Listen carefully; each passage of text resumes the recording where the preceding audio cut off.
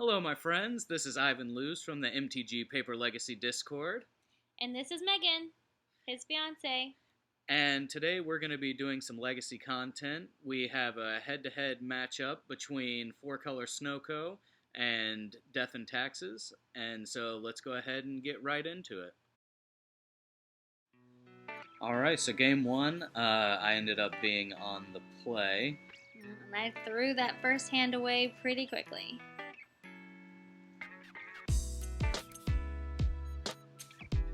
Let's see if this next hand is any good. Yeah, apparently I got a heater. I just got him laid out on the table like, come at me. Oh wait, no, it looks like you're on the play. I apologize. So it was just... Okay, so we got a ponder from me. I'm impatiently waiting for you to figure out what you're going to do with that ponder.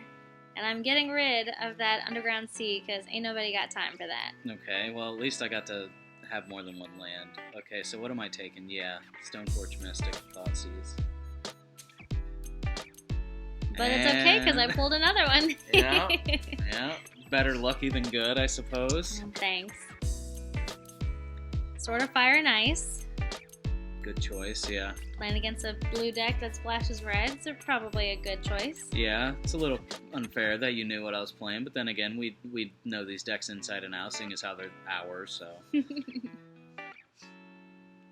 are you going to do to me now? Go ahead and Fatal Push that. Make it a little harder for you to cheat on mana and things like that. Yeah. Late game Aether Vial, not sure how helpful it's going to be, but at least I can Rashad and Port your basic land. True, which you did. And I guess I got lucky. Or I guess when I pondered, I probably was looking for lands anyway. So that way I don't get stuck under the taxes. And I'm just going for it. I just don't want that Aether Vial. Wiping my board. At least I get another basic land, though.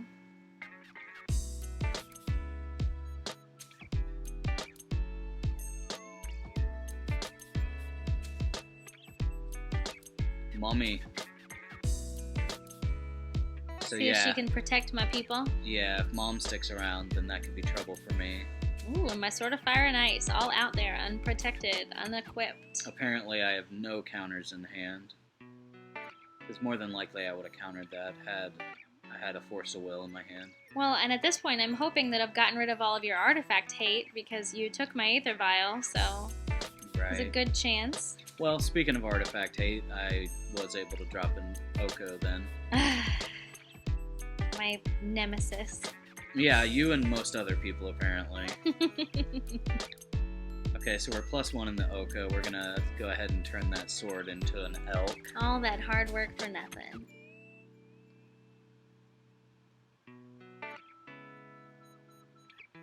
Yeah, but now Mom has the ability to protect the elk, which is something. Yeah. I got a Sarah Avenger, hoping she'll actually stay a thing. Okay, and so it looks like the elk's attacking Oko.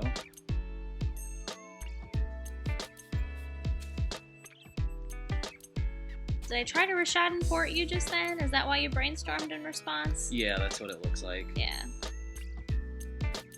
Smart. Go me. Go you. Yeah, it forces me into using brainstorms at inopportune times. Alright, so we're +1 in the Oko on the Mom, and so... Aha, got her. So you go to protect her from the Oko, it looks like, and then I Abrupt Decay in response. No, I protected the Sarah Avenger because I didn't want you to take her. I figured either way you were going to take Mom, so... I see, good point. Okay, so... I'm whittling you down. You're down to 13. Yeah, so it was 3 at Oko, 3 at me. And also that Sarah Avenger should be untapped, actually, because of Vigilance, but I don't think that's really going to matter too much since I don't have a board. So you flick the elk to bring back the Sword of Fire and Ice. That's really smart. Yeah, but I still didn't have enough mana to equip it right away, so it's still vulnerable. Right, so I had an Uro try and stabilize a little bit against your board, which is going to be really tough because you have quite a bit of damage coming in. But it did bring you back up to 16. Yeah, certainly, and it gave me some extra cards. along with that Astrolabe. Okay, so it looks like you're swinging it all at me. Swords trigger and hitting me as well. I'm down to 6. That might be game. You port the Trop at my upkeep. What do we got here? We are escaping Uro. Bringing back that Uro. Trying to gain some more life. Graveyard's getting out of hand. Well, unless I can deal with that sword, I'm not really sure how I'm going to get out of this. I've got you on the rope so I can tell because you're nervously fidgeting with your cards. You keep shuffling them back and forth. Yeah, I guess I have some tells here. Good thing this isn't poker. Yeah. So I fetch in response, and I Lightning Bolt the Flicker Wisp. Because you can't Lightning Bolt the Sarah Avenger because she's got Pro Red. Correct. So I'm down to 1. So what do I got here? So no more fetch lands for you, sir. And, alright, so Sword puts me back up to 7. God, Sword's the Uro. Well, it's gone for good now. It's I hate one way to giving get you rid of 6 it. life, though. Batter Skull, that might seal the deal. Let's see. Yeah, yep. That looks like that's going to be it for game 1. Alright, so for game 2, we're going into the sideboarding here. In this matchup against DNT, I end up taking out 2 Thoughtseize on the play. I also end up taking out the Sylvan Library because although it is good to be able to grind, I have enough main deck resources to be able to grind against DNT. I also end up taking out the Scavenging Ooze because not only does it get beat out by things like Mirren Crusader, it also just gets swords or pathed or things like that. And so in its place, I end up bringing in the Toxic Deluge in order to wipe the board down, all the X1s and X2s. It handles those fairly efficiently. I also end up bringing in the Pithing Needle to stop things like Mom, Aether Vial, Rishadan Port, etc. And I also end up bringing in the Ashiok, I suppose, as a way to just shut off any of the tutor effects like Recruiter of the Guard or Stoneforge Mystic. And I end up rounding it out with the Engrass Rampage, just as a catch-all against any sort of creatures, artifacts, etc. Okay. Alright, and for my sideboard, going into game 2, that whole Swords to Plowshares, the Uro thing really hurt me. So I'm going to take out 2 swords and put in 2 path, because I don't mind if he gets a basic land, but I'm tired of him gaining 6 life. I am going to put in the Deafening Silence, the Leonin Relic Warder, and 1 Rest in Peace and a Grafdigger's Cage. I'm putting in the Graveyard Hate also for the Uro. I may have overboarded against the Uro a little bit, but he's real mean, so that's kind of my thought process.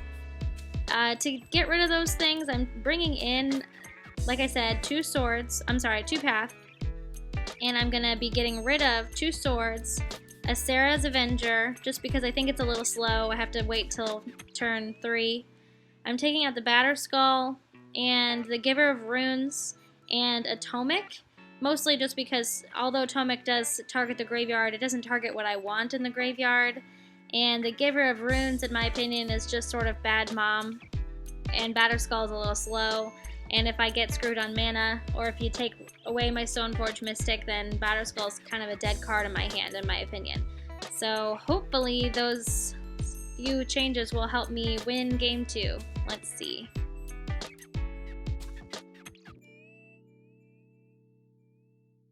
Alright, so game 2, this time I will be on the play for sure.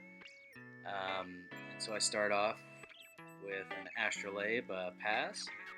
And I'm bringing out first turn Mom. Solid. Yeah, always really strong. Going in with a Ponder.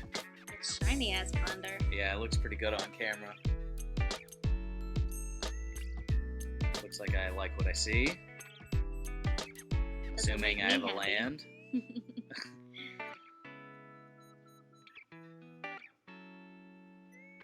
Dahlia.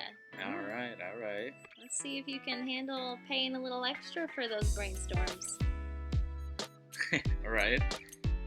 Well, if I remember correctly, and yep, we got the Plague Engineer, and we're going to name Human on that one there. And it's a good thing you didn't keep Bad Mom in, right? Because she actually would have survived that one. Alright, don't rub it in. He dies immediately, but not before he goes and gets me something that hopefully has 2 toughness. Or isn't a human. Okay, looks like you went and got Mirror Crusader. So, 2 toughness, but is a human, so. Sure. I mean, gets really out of control with equipment, though, so I get that. Okay, it looks like I have Oko, and I am turning the Labe into an Elk, and we're going into the red zone.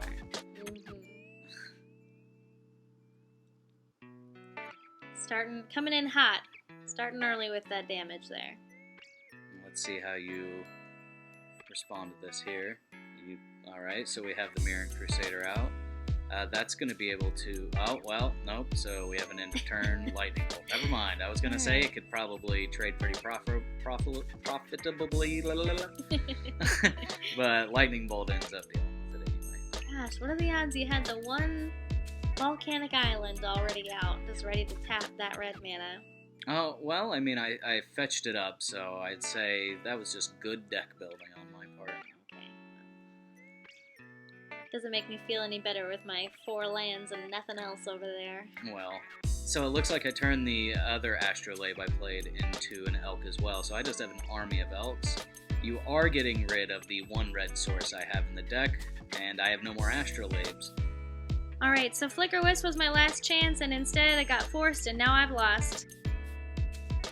So going into game 3 here, we don't end up changing anything from our board, so the configuration will be the same as game 2. Alright, so after that spanking, we're going into a game 3, hopefully starting off a little stronger. Ooh, deafening silence right off the bat. That's going to shut down a couple things for me, a couple different lines. Yeah, like what? Let's think about it for a second. Well, I mean, it'll be hard for me to do something like a Ponder in the same turn as trying to dig for something like a Lightning Bolt to hit one of your creatures in the same turn. Yeah. Alright, so Cavern on Human, and Thalia has joined the fight once again.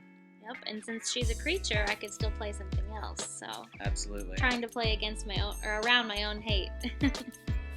And yeah, and also you're already taxing me, so even when I do get to play spells, they're going to cost me more due to the Thalia.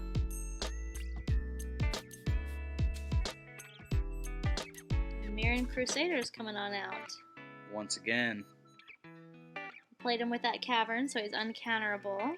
Hey, Plague Engineer is back. Human. Again. Mind you, there are 2 main deck.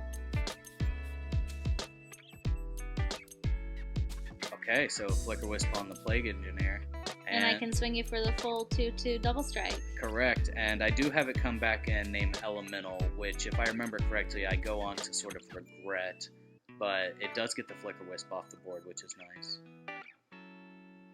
And that was going to be 3 flying damage, so I don't really think that was a bad play. Yeah, 3 at the very least. So I get the Oko, and I just +2 it to go ahead and make a food.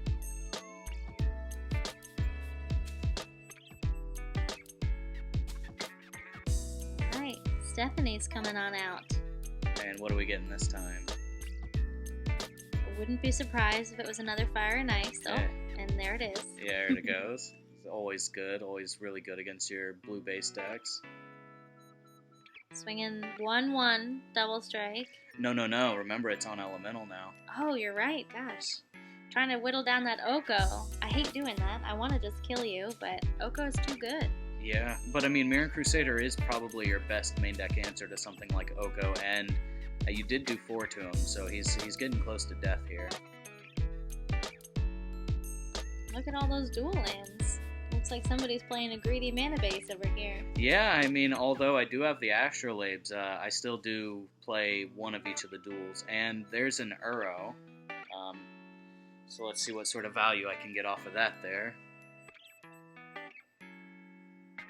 And Fatal Push. push the Crusader. No, But you certainly can not. take the next best thing. And I go ahead and turn the food into an elk and just get in some more damage. Try and get that clock going as fast as possible since you have a pretty quick clock on your side as well. And what does Recruiter go to get? Is it Revoker? Is it another... Yes, it is. It is another Mirren Crusader. Yes, I'm a bit of a one-trick pony. If it ain't broke, don't fix it, right? Yeah, I mean, once again, it's quite good in this matchup. And there goes Oko. Brainstorm at end of turn. Since, once again, that Deafening Silence keeping me from doing it any other time. Yeah, you were very good about making sure you brainstormed on my turn. I noticed that towards the end of the game. I was like, hey, wait a minute now. No fair. Yeah. Your instance. Yeah, right. I do believe this is about the time your library starts to get kind of small. Oh yeah, definitely. It looks like I'm escaped. Yep, I have escaped the Uro. Already back up to almost 20 life. It's almost as if I've done nothing this whole game.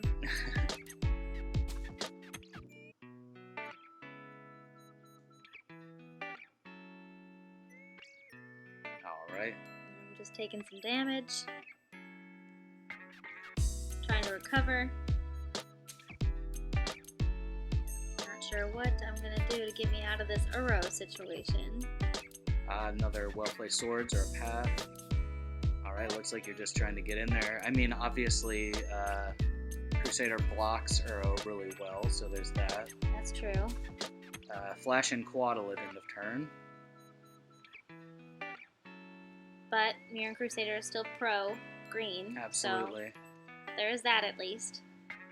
Right, so it's not going to get blocked by the Quaddle and killed. And I'm just swinging straight for the fences. Trigger an Uro. And it looks like before blocks, yeah, I'm going to Lightning Bolt the Crusader. And so is that game? Yeah, that looks like it's it. Hey everybody, thanks again for joining Megan and I on our inaugural head-to-head Legacy videos. We really appreciate you coming out and hanging out with us for this. Yeah, thanks so much. And if you like watching these sorts of videos, go ahead and let us know either in the comments or on the MTG Paper Legacy Discord. Thanks for tuning in. We'll see you next time. Mwah!